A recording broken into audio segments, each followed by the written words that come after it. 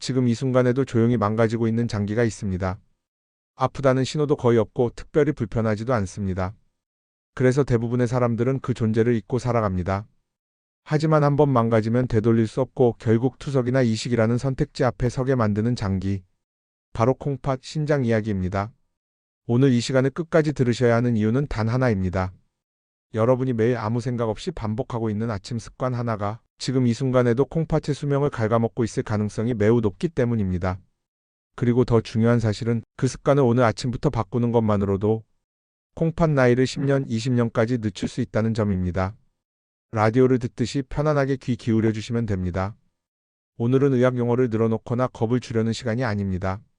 지금까지 아무도 자세히 말해주지 않았던 아침 30분에 숨겨진 콩팥 건강의 비밀을 차분하게 하나씩 풀어드리겠습니다. 국민건강보험 자료를 보면 이런 수치가 나옵니다. 우리나라 성인 9명 중 1명은 이미 만성 콩팥 질환을 가지고 있습니다. 그런데 더 놀라운 건 그중 약 90% 이상이 자신이 콩팥병을 앓고 있다는 사실조차 모른 채 살아간다는 점입니다. 왜 그럴까요? 콩팥은 참 이상한 장기입니다. 기능이 절반 이상 망가져도 특별한 통증을 보내지 않습니다. 조용히 아주 묵묵하게 버티다가 어느 날 갑자기 검사 결과로 혹은 투석 권유라는 말로 현실을 들이밀 뿐입니다. 그래서 콩팥은 침묵의 장기라고 불립니다. 소리가 없다는 건 준비할 시간도 없다는 뜻이기도 합니다. 오늘 이 이야기가 중요한 이유가 바로 여기에 있습니다. 많은 분들이 이렇게 생각하십니다. 나는 당뇨도 없고 혈압도 괜찮은데 괜찮지 않을까? 물론 당뇨와 고혈압은 콩팥병의 큰 원인입니다. 하지만 실제 현장에서는 병의 시작이 전혀 다른 곳에서 출발하는 경우를 정말 많이 봅니다. 바로 매일 반복되는 아침 습관입니다. 아주 사소해 보이고 너무 익숙해서 문제라고 생각조차 하지 않는 행동들, 그것들이 수년, 수십 년 쌓이면서 결국 콩팥을 지치게 만들고 망가뜨립니다. 이제부터 하나씩 살펴보겠습니다. 첫 번째 이야기입니다. 많은 분들이 아침에 눈을 뜨자마자 가장 먼저 찾는 것이 있습니다. 화장실 다음으로 손이 가는 것, 바로 커피입니다. 아침 공복에 마시는 커피, 특히 진한 아메리카노 한 잔으로 하루를 시작하는 분들 정말 많으시죠? 이 습관이 왜 위험한지 차분히 설명드리겠습니다. 아침에 막 잠에서 깬 우리 몸은 밤새 수분이 빠져나간 상태입니다. 혈액은 평소보다 끈적해져 있고 콩팥으로 가는 혈류도 자연스럽게 줄어들어 있습니다. 이때 카페인이 들어오면 어떤 일이 생길까요? 카페인은 콩팥으로 들어가는 아주 미세한 혈관들을 수축시킵니다. 쉽게 말해 콩팥으로 가는 길을 더 좁게 만들어버리는 겁니다. 그 결과 콩팥 세포는 산소와 영양을 충분히 공급받지 못하게 됩니다. 여기에 또 하나의 문제가 겹칩니다.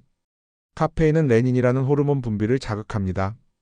이 호르몬은 혈압을 올리는 역할을 합니다. 아침에 이미 자연스럽게 높아져 있는 혈압 위에 카페인의 자극이 더해지면 콩팥은 순식간에 과부하 상태에 들어가게 됩니다. 또 있습니다. 카페인은 칼슘과 마그네슘을 소변으로 빠져나가게 만듭니다. 이 미네랄들이 반복적으로 빠져나가면 콩팥 안에서는 작은 결정들이 생기기 쉬워지고 이것이 시간이 지나면 신장 결석으로 이어질 수 있습니다. 여기에 아침 시간대에 높은 스트레스 호르몬, 콜티솔까지 겹치면 콩팥 내부의 염증 반응은 더욱 활발해집니다. 정리해보면 이렇습니다. 아침 공복 커피는 혈관을 좁히고 혈압을 올리고 미네랄을 빼앗고 염증까지 부추기는 행동입니다. 이 모든 부담을 콩팥이 혼자서 감당하게 되는 겁니다. 그렇다면 아침에 커피를 완전히 끊어야 할까요? 그건 아닙니다. 문제는 공복입니다. 아침에 눈을 뜨면 가장 먼저 해야 할 일은 커피가 아니라 물입니다. 미지근한 물 한 컵 200에서 300ml 정도면 충분합니다. 이 물 한 컵이 밤새 굳어있던 혈액을 풀어주고 콩팥으로 가는 혈류를 서서히 열어줍니다. 그 다음에 커피를 드셔도 늦지 않습니다. 혹은 카페인이 없는 허브차나 아주 연한 레몬물을 선택하셔도 좋습니다. 이 작은 순서 차이가 콩팥에는 아주 큰 차이로 남습니다. 이제 두 번째 아침 습관 이야기로 넘어가겠습니다. 생각보다 많은 분들이 아침에 물을 거의 마시지 않고 하루를 시작합니다. 아침엔 입맛이 없어서, 화장실 자주 가기 싫어서 이런 이유들이 뒤따르죠. 하지만 아침 수분 부족은 콩팥에게는 거의 매일 반복되는 작은 재난과 같습니다. 물 섭취가 부족하면 혈액은 점점 더 끈적해집니다. 혈액이 끈적해진다는 건 콩팥의 필터를 통과하기가 훨씬 어려워진다는 뜻입니다. 그 결과 콩팥 세포는 더 많은 힘을 써야 하고 산소 공급은 줄어들게 됩니다. 이 상태가 반복되면 콩팥 세포는 서서히 지쳐가고 미세한 손상이 누적됩니다. 또 하나의 문제는 소변입니다. 수분이 부족하면 소변은 진해집니다. 소변 속에 녹아 있어야 할 미네랄들이 점점 결정으로 변하기 쉬운 환경이 만들어집니다. 이것이 바로 신장 결석의 시작입니다. 아침 물 한 잔은 단순히 갈증을 해소하는 행위가 아닙니다. 콩팥에게 이제 하루를 시작해도 괜찮다라고 신호를 보내는 아주 중요한 준비 과정입니다. 이상적인 방법은 이렇습니다. 아침에 일어나자마자 물 한 컵, 그 다음 아침 식사 전이나 후에 또 한 컵, 하루 전체 수분 섭취량은 음식에 포함된 수분까지 합쳐 대략 1.5리터에서 2리터 정도를 목표로 하시면 됩니다. 여기서 중요한 점이 하나 있습니다. 물을 억지로 한꺼번에 많이 마실 필요는 없습니다. 콩팥은 천천히 꾸준히 들어오는 수분을 가장 좋아합니다. 이제 세 번째 이야기로 넘어가겠습니다. 이건 특히 한국인에게 아주 익숙한 장면입니다. 아침 식탁에 김이 모락모락 올라오는 국 한 그릇, 된장국, 김치찌개, 미역국, 콩나물국. 속도 편안해지고 팝도 잘 넘어가죠. 그래서 많은 분들이 이렇게 생각합니다. 국은 몸에 좋은 음식 아니야? 문제는 국 자체가 아니라 그 안에 숨어있는 나트륨입니다. 그리고 더 문제는 이 나트륨을 대부분 아침에 몰아서 섭취한다는 점입니다. 하루 권장 나트륨 섭취량은 대략 2000mg 정도입니다. 소금으로 따지면 약 5g 수준입니다. 그런데 국 한 그릇, 찌개 한 그릇만으로도 이 기준을 훌쩍 넘기는 경우가 생각보다 많습니다. 특히 아침 국물은 뜨겁습니다. 뜨거우면 어떤 일이 벌어질까요? 사람의 혀는 온도가 높아질수록 짠맛을 둔하게 느낍니다. 그래서 평소보다 더 짜게 간을 하게 되고 먹는 사람도 짠 줄 모르고 국물을 들이키게 됩니다. 여기에 김치, 젓갈, 장아찌 같은 반찬이 함께 올라오면 아침 식사 한 끼로 하루 나트륨을 거의 다 채우는 상황이 됩니다. 이렇게 과도한 나트륨이 몸에 들어오면 혈액 속 나트륨 농도가 올라가고 몸은 이를 희석하기 위해 물을 붙잡아 두려 합니다. 그 결과 혈액량이 늘어나고 혈압이 올라갑니다. 혈압이 올라가면 가장 먼저 타격을 받는 곳이 어디일까요? 바로 콩팥의 미세혈관입니다.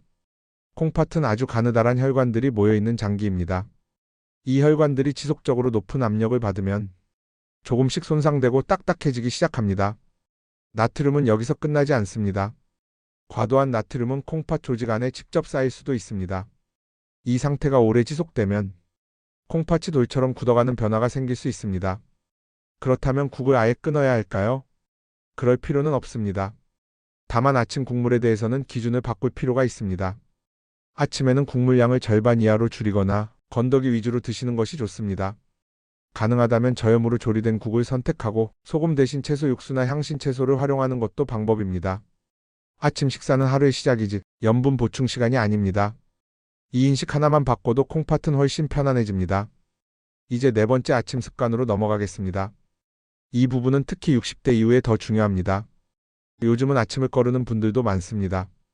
간헐적 단식이라는 이름으로 아침을 아예 먹지 않는 경우도 흔해졌습니다. 젊은 분들에게는 큰 문제가 없을 수도 있습니다. 하지만 나이가 들수록 상황은 달라집니다. 연령이 올라가면 콩팥의 역과 기능은 자연스럽게 감소합니다. 이 상태에서 장시간 공복이 이어지면 몸 안의 노폐물, 특히 질소 노폐물이 제대로 배출되지 못하고 체내에 쌓이기 쉬워집니다. 여기에 단식 후 갑작스럽게 고단백 식사를 하게 되면 콩팥은 한꺼번에 많은 일을 떠안게 됩니다.